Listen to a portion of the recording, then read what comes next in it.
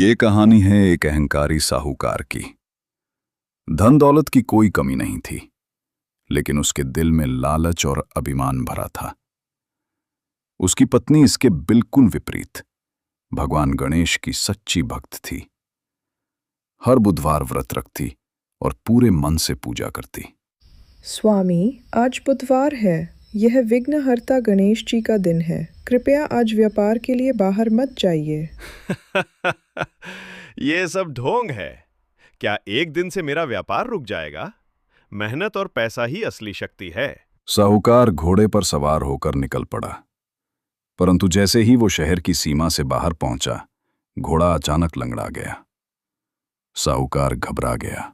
लगता है आज का दिन ही खराब है। वापसी के रास्ते में उसे एक नया घोड़ा मिला, लेकिन जब वो घर पहुंचा, ये आपका घोड़ा नहीं है। चुप रहो, ये मेरा ही घोड़ा है। तभी एक और व्यक्ति आया और घोड़े पर अपना हक जताने लगा।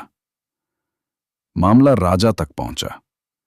राजा ने आदेश दिया कि घोड़े को रात भर साहूकार के घर में रखा जाए और सुबह असली मालिक तय होगा।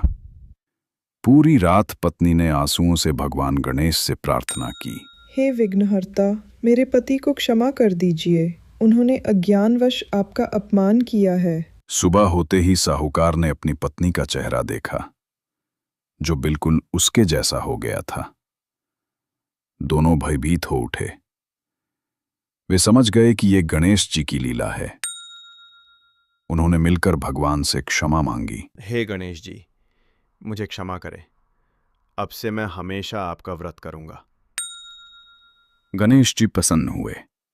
साहूकार का अहंकार टूट गया। उसका व्यापार पहले से भी अधिक फलने फूलने लगा और वो दानी, दयालु और धार्मिक बन गया। कहानी का गहरा संदेश। दोस्तों, हो सकता है आपको ये कहानी थोड़ी अवास्तविक लगे। घोड़ा लंगड़ाना, चेहरा बदलना, ये सब सिर्फ प्रतीक हैं।